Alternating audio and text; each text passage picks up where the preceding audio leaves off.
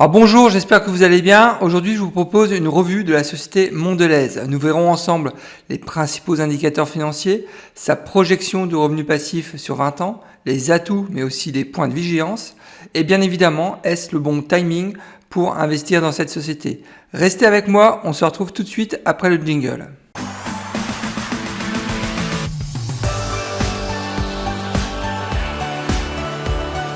C'est Nicolas de la chaîne Mister Dividende. Je rappelle pour ceux qui ne me connaissent pas encore que je partage avec vous ma méthode pour générer un revenu passif stable et sécurisé en investissant en bourse.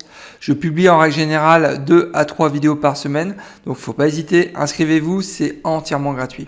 Il faut savoir que mes épisodes sont disponibles en podcast.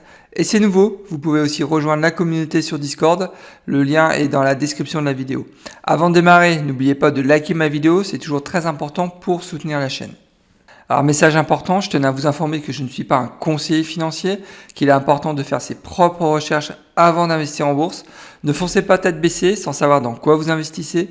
Gardez toujours votre esprit critique, c'est vraiment le meilleur moyen de faire de l'argent en bourse. Il faut savoir que Mondelez figure parmi les principaux groupes agroalimentaires mondiaux. Au niveau du chiffre d'affaires, on constate que leur cœur de business, c'est la confiserie et les biscuits et snacks, puisque avec la confiserie, ils font 44% de leur chiffre d'affaires et biscuits et snacks, ils font 44% aussi de leur chiffre d'affaires. Ensuite, 7% de leur chiffre d'affaires est réalisé sur les produits fromagers et 4% sur la partie boisson. Au niveau des marques, ils ont quand même des marques à forte notoriété. Ils ont entre autres dans leur portefeuille Cadbury, Toblerone, Côte d'Or, Steamroll, les chewing-gums, Hollywood, Oreo, Lu, Prince, Ritz, Carte Noire, donc c'est vraiment des marques connues. Ensuite, au niveau de la répartition du chiffre d'affaires par zone géographique, on constate que c'est plutôt bien réparti. Ils font 26% de leur chiffre d'affaires aux États-Unis, 39% en Europe. En Asie-Pacifique, Moyen-Orient, ils font 22% et en Amérique latine, 13%. J'ai noté 2 concurrents. Le premier que vous devez connaître, c'est General Mills, symbole GIS. Et le second, j'avais fait une vidéo sur cette société, c'est Hershey, donc symbole HSY. Vraiment une belle boîte et je vous invite aussi à regarder cette vidéo. Alors, je profite de cette vidéo pour remercier Christian qui m'avait demandé il y a quelques semaines une analyse sur le groupe Mondelez. Donc merci à toi puisque ça m'a permis d'apprendre encore plein de choses. Faut savoir que je ne suis pas actionnaire du groupe Mondelez actuellement. Donc ce que je vous propose en fin de vidéo, c'est de partager avec vous et en toute transparence, comme d'habitude, les positions que j'ai actuellement sur le groupe PepsiCo.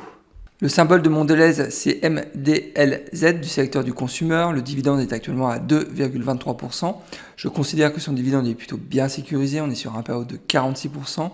Le cours est entre 62 et 63 dollars et on est sur une capitalisation boursière de 87,5 milliards de dollars. Passons à l'analyse du titre, à savoir que le rendement du dividende est actuellement supérieur de 4% par rapport à sa moyenne sur 5 ans. Donc le dividende, je rappelle, il est à 2,23% alors que sa moyenne sur 5 ans est à 2,14%. Donc l'écart il est vraiment peu significatif. Au niveau du PER, c'est un peu la même chose puisque le PER actuel est légèrement supérieur par rapport à sa moyenne sur 5 ans. Je rappelle que le PER de Mondelez est à 20,8 alors que sa moyenne sur 5 ans est à 20,4. Et si on compare le PER de Mondelez avec le PER du secteur du consumer aux États-Unis, on constate qu'ils ont exactement le même PER, donc à 20,8. Regardons aussi du côté de Morningstar. Morningstar considère que le fair value price de Mondelez est à 60 dollars. Le cours du titre, je vous rappelle, est à 62 dollars.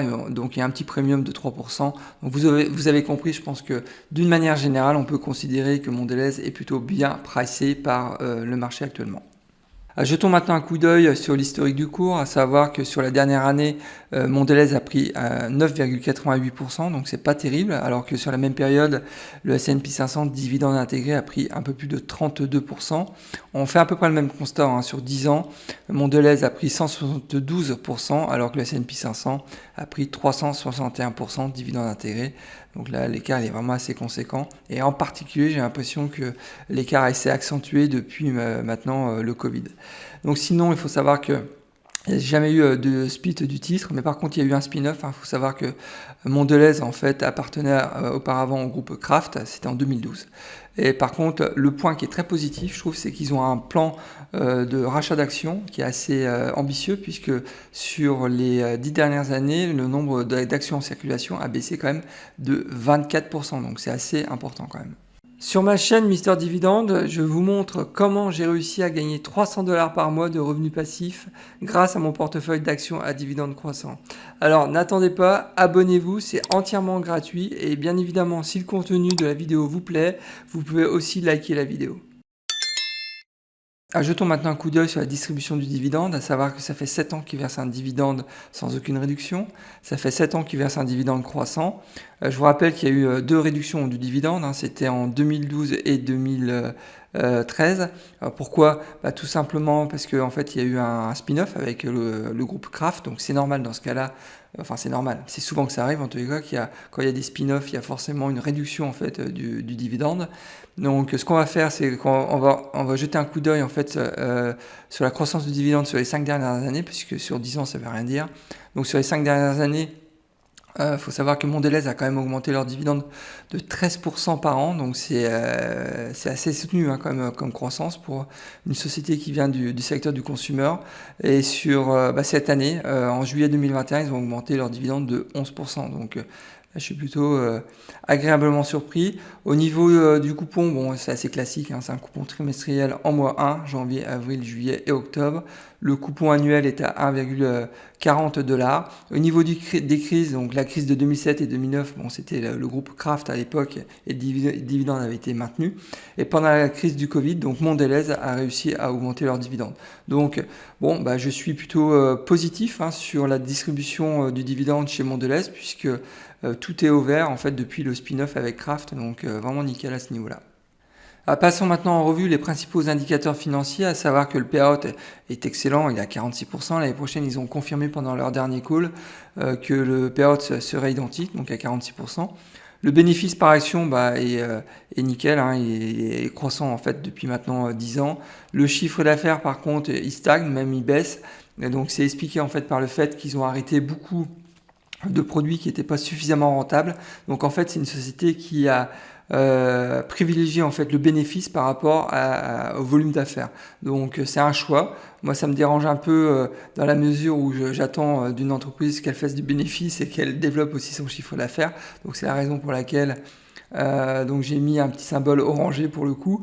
Au niveau de la dette, ce résultat par contre c'est vraiment excellent. La dette ne cesse de baisser en fait depuis 10 ans. Donc vraiment très positif à ce niveau-là. Passons maintenant à la projection du revenu passif. Si demain j'investissais 1000 $ dans cette société, je sais que la première année, cela générait donc 22 $ de revenus passifs, donc de dividendes. Cet investissement de 1000 $ dans 10 ans, théoriquement, devrait générer 75 $ de revenus passifs. Et dans 20 ans, cet investissement de 1000 $ générerait 257 $ de revenus passifs. Alors là, je suis très positif dans la mesure où moi, mon objectif, c'est pour un investissement de 1000 $, j'attends au minimum un revenu passif dans 20 ans de 200 $. Donc là, c'est au-dessus de l'objectif, donc c'est vraiment excellent. Donc c'est la raison pour laquelle j'ai mis un petit symbole vert. Passons maintenant à la prise en compte du développement durable et des enjeux de long terme dans la stratégie de Mondelez. On constate que le risque ESG estimé par Morningstar est actuellement à 23,2, donc c'est vraiment pas terrible, c'est un risque dit moyen. Et quand vous parcourez en fait le rapport, vous constatez qu'il y a toujours des problèmes au niveau de la supply chain. Pour une société qui vient de l'agroalimentaire, bon, je pensais que tous ces problèmes étaient réglés depuis longtemps. Et c'est vraiment dommage et ça m'étonne pas si le titre en fait il végète depuis maintenant quelques années. Si vous avez un risque ESG moyen, forcément ça peut freiner des fonds d'investissement comme BlackRock ou T. Rowe qui peuvent décider dans leur arbitrage de sélectionner un autre titre qui a un risque ESG plus faible. Donc je suis assez surpris par ce résultat et c'est vraiment une mauvaise surprise. Alors, lorsque j'ai analysé Mondelez, j'ai noté de nombreux points positifs. Alors, je vais en donner quelques-uns, en tous les cas les plus importants. Au niveau des chiffres clés, j'ai bien aimé la projection de revenu passif, qui est supérieure à 200 $. J'ai bien aimé aussi son ratio de distribution, qui est relativement bas, qui est à 46%. L'année prochaine, je vous rappelle, il sera aussi à 46%, donc ça a été confirmé lors de leur dernier call trimestriel. Le bénéfice aussi par action, qui est en croissance depuis maintenant 10 ans, donc qui est aussi un point positif. Au niveau business, ce que j'ai bien aimé, il faut savoir que Mondelez figure parmi les leaders dans les segments biscuits et snacks. Il faut savoir aussi qu'ils ont un portefeuille de marques à forte notoriété. Je vous ai donné une liste non exhaustive en introduction, mais c'est quand même assez impressionnant. Ce que j'ai bien aimé aussi, c'est leur stratégie de concentration produit. En fait, ils ont réduit la gamme en fait, de 25% en quelques années pour réduire en fait, les stocks et se focaliser vraiment sur les produits vache à lait en fait. Et ça a vraiment porté ses fruits puisque le bénéfice par action est vraiment maintenant en croissance depuis 10 ans. Donc c'est grâce à ce type de stratégie. Donc faut quand même le noter. C'est quand même une stratégie qui a été gagnante. Ce que j'aime bien aussi, c'est la bonne répartition finalement géographique de leur chiffre d'affaires. Il n'y a pas 70 ou 90% de leur chiffre d'affaires aux États-Unis. Donc c'est aussi une approche worldwide que j'apprécie. Et enfin, il y a une décision qui a été prise donc par leur CEO, donc je crois qu'il est en place maintenant depuis 5-6 ans, qui est assez courageuse puisque en fait le CEO a privilégié en fait la marge au détriment du chiffre d'affaires. Je vous l'avais dit quand j'ai présenté les principaux indicateurs financiers. Et donc ça a porté ses fruits puisque maintenant on constate une fois de plus la croissance constante du bénéfice par action. Tout n'est pas rose, chez Mondelez, j'ai aussi noté des points de vigilance. Le premier, sans surprise, c'est son rendement qui est quand même inférieur à 3%, donc c'est quand même un rendement relativement faible. Ensuite, le gros point négatif à mon sens, c'est son risque ESG qui est beaucoup trop élevé. Je rappelle qu'on est quand même sur une société qui vient de l'agroalimentaire et encore avoir des problèmes de supply chain, moi je trouve ça grave. Donc je pense qu'ils vont très certainement résoudre ce problème à terme, mais en tous les cas, c'est clair que si le titre actuellement végète depuis quelques années, c'est certainement expliqué en fait par un risque ESG beaucoup trop élevé. Donc dans les arbitrages que font les fonds de pension, les fonds d'investissement, quand vous avez des sociétés qui ont des risques ESG trop élevés comme Mondelez, forcément ils achètent pas en fait ces titres. Ils préfèrent acheter maintenant des sociétés avec des risques ESG beaucoup plus faibles. Ensuite, au niveau du business, il faut savoir que le Covid-19 pénalise encore le business de Mondelez dans certaines régions du monde. Il y a aussi un risque sur le moyen et long terme, à mon sens, puisque on le voit déjà donc en Occident, aux États-Unis et en Europe, un changement en fait du comportement des consommateurs qui vont vers une alimentation plus saine. Donc forcément, ils vont moins consommer de snacks et de confiseries, donc le cœur de métier quand même de Mondelez. Donc il va falloir que Mondelez prenne en compte ce nouveau changement de comportement du consommateur. Donc pour l'instant, j'ai pas vu en fait dans les rapports annuels la prise en compte de ce nouveau changement et le développement de produits, on va dire, plus sains. Donc je pense qu'à terme, il va falloir qu'ils prennent en considération cette nouvelle tendance. Et enfin, il faut savoir que les ventes de Mondelez via le commerce de détail restent au point mort depuis le Covid-19. Donc c'est vraiment une catastrophe à ce niveau-là. Et très clairement, ça les pénalise aussi au niveau donc de la rentabilité de la société, puisque c'est quand même un secteur qui est extrêmement rentable. Alors pour conclure cette analyse, je considère que le prix de Mondelez est actuellement attractif. Par contre, je ne crois pas du tout à un potentiel de rendement du titre exceptionnel sur les 5 ou les 10 prochaines années. Alors peut-être que je me trompe, on verra. Par contre, la sécurité du dividende elle est bonne. La projection du revenu passif, on l'a vu, elle est supérieure à $200, donc ça reste aussi très bon. Alors au niveau du profil d'investisseur, je pense que Mondelez peut convenir à un investisseur qui a un portefeuille conservateur long terme. On a vu, la projection du revenu passif sur 20 ans est plutôt bonne, on est au-dessus de $200. Par contre, je ne pense pas que Mondelez peut convenir à un investisseur qui cherche un rendement court terme. Je rappelle qu'on est en dessous de 3%, donc très clairement l'investisseur qui est proche de la retraite, je pense qu'il peut laisser tomber. On ne parle même pas de l'investisseur spéculatif. L'investisseur orienté sur la croissance, comme je l'ai dit, moi je ne crois pas du tout à une croissance importante du titre sur les 5 ans ou les 10 ans à venir. Donc non, très clairement, Mondelez peut parfaitement convenir à un investisseur qui a un portefeuille conservateur long terme. Passons à l'arbitrage. Il faut savoir que moi, je ne vais pas intégrer cette société dans ma watchlist. Pourquoi ?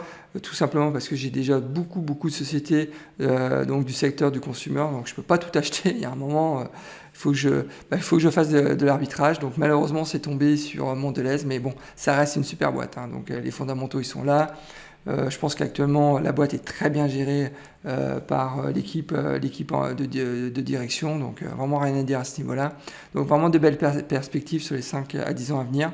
Le prix est plutôt intéressant actuellement, je le répète, le fair value price est à 60$, on est à 62$ actuellement.